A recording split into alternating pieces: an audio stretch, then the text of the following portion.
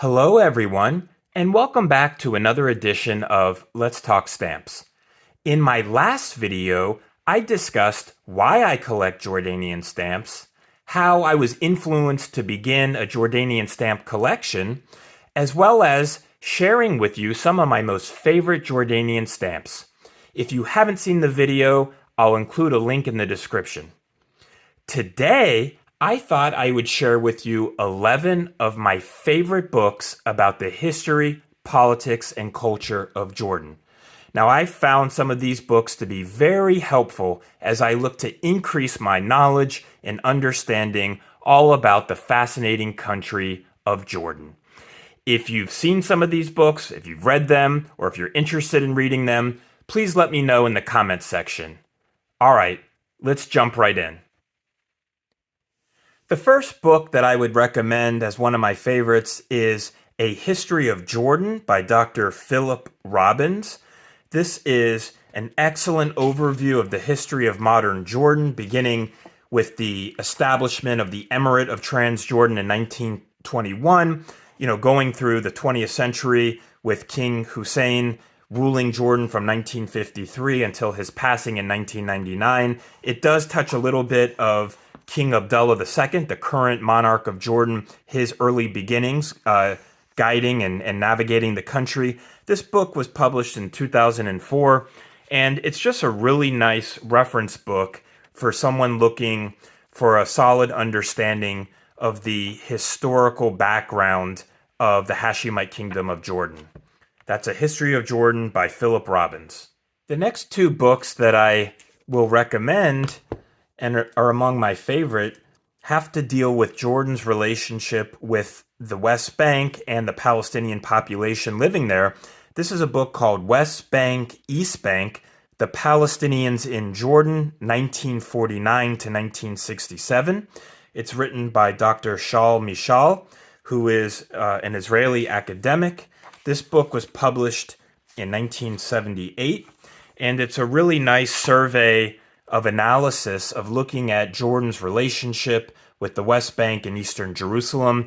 These are lands that Jordan had occupied after the 1948 Arab-Israeli War and then subsequently annexed or unified, granting the Palestinian Arab inhabitants Jordanian citizenship. Remember, Jordan was the only Arab country that offered the Palestinians citizenship. And this is a nice reference book to have that looks at this time period. Another one of my favorite books on Jordan that deals with Jordan's relationship with the West Bank is called East Bank, West Bank, Jordan and the Prospects for Peace.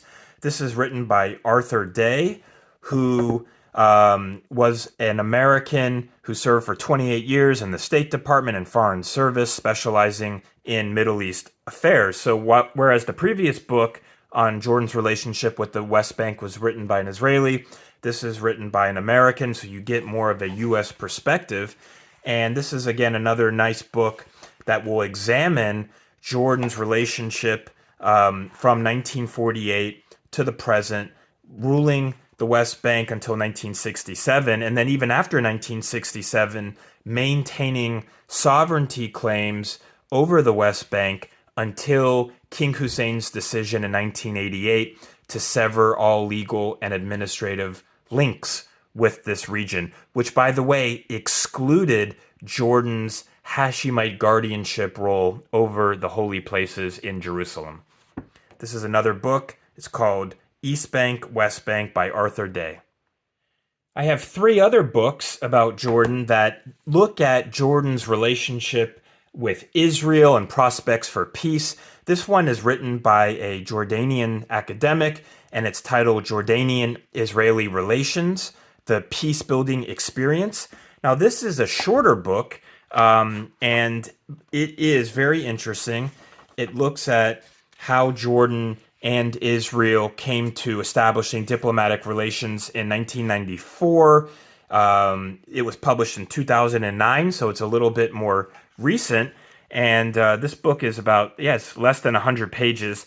But this is a nice book that looks at Jordan's efforts to establish peace with Israel and after 1994 until the present, how Jordan and Israel have worked to consolidate that relationship despite all the challenges that they face.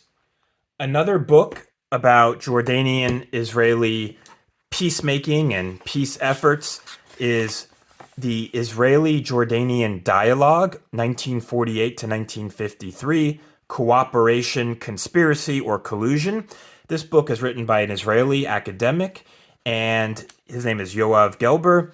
Now, this book, whereas the previous, written by the Jordanian academic, looks more to the contemporary and to the present, this book specifically focuses on the early years following Israel's independence in 1948. So it covers just a couple of years, looking at, back channel communications, private correspondences between the state of Israel and Jordan in their early days of independence.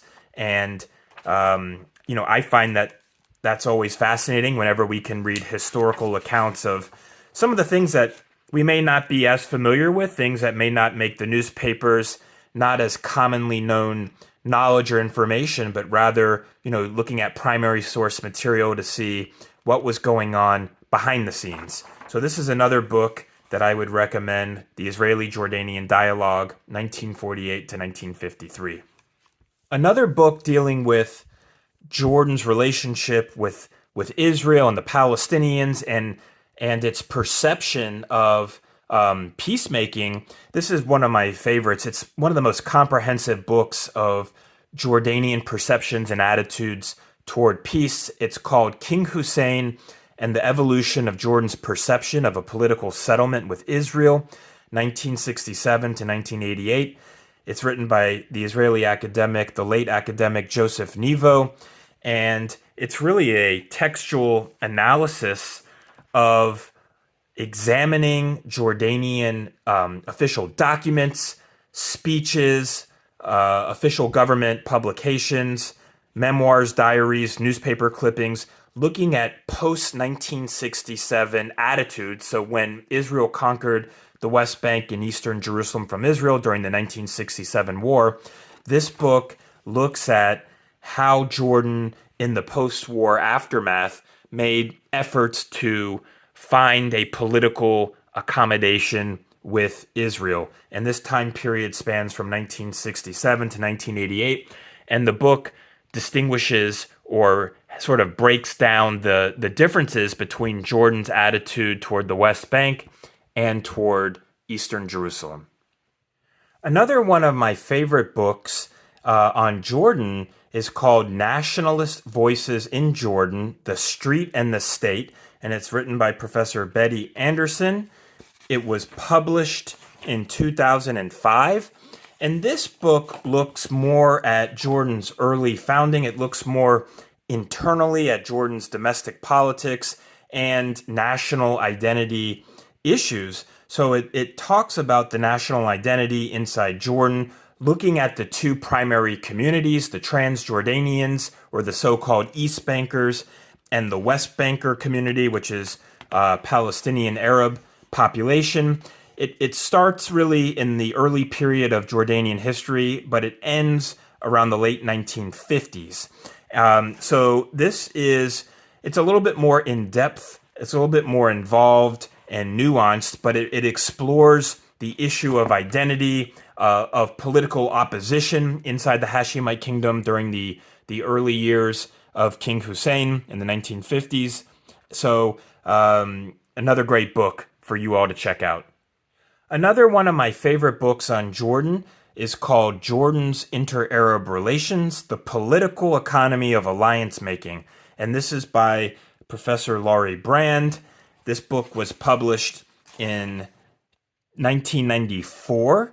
And this book basically looks at Jordan's relationship with its Arab neighbors. It looks at its political relationship and its economic relationship, Jordan-Iraqi relations, Jordan-Syrian relations. So whereas previous books that we've looked at so far look at Jordan's relationship with the West Bank or the Palestinians, or peace efforts with Israel, this is a nice book that gives some good insight and analysis of Jordan's relationship with its Arab neighbors. Another one of my favorite books on Jordanian history and politics is written by a former advisor to King Hussein, Adnan Abu Odeh. He recently passed away. This book is called Jordanians, Palestinians, and the Hashimite Kingdom in the Middle East Peace Process.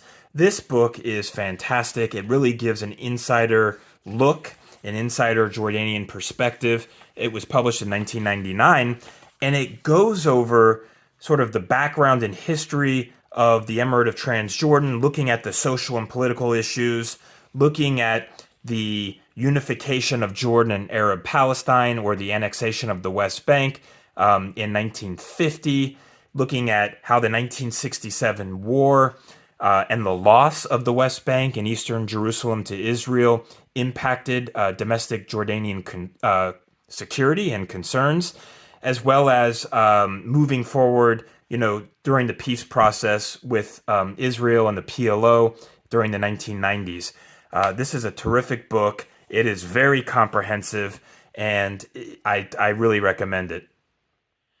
Finally, I have two more books to share, and they are about the life of King Hussein.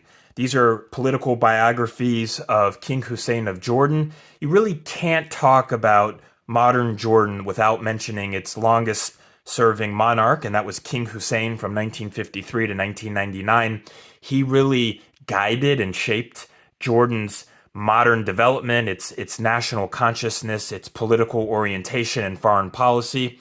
This is a fantastic book written by Professor Nigel Ashton, and it's called King Hussein of Jordan, A Political Life. This is a larger book. It is quite lengthy, and it was published in 2008. And this, looking at, recently declassified primary material, it is an exhaustive account. It even has some really nice pictures of Jordanian history, of King Hussein, of course, and just how he navigated against all these challenges from his inception as ruler in 1953, during the tumultuous period of Arab nationalism, challenges from rival Arab countries during the height of the Cold War, 1967 war, Jordan's confrontation with Israel, Jordan's relationship with the Palestinians. This is an excellent biography on King Hussein that I highly recommend. The other biography on King Hussein that I recommend is called Lion of Jordan, The Life of King Hussein in War and Peace. And this book is written by Professor Avi Schleim.